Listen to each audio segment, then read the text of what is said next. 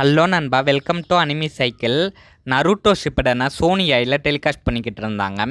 கிட்டத்தட்ட ஒரு 70 episode telecast பண்ணதுக்கு அப்புறமா சோனி ஐயில் நருட்டோ ஷிப்புடனுக்கு ஒரு பிரேக் விட்டுருந்தாங்க.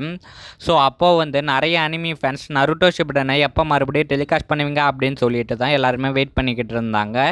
இன்ஸ்டாகிராம் அண்ட் யூடியூப் கமெண்ட்ஸ்லையும் கேட்டுக்கிட்டு இருந்தாங்க.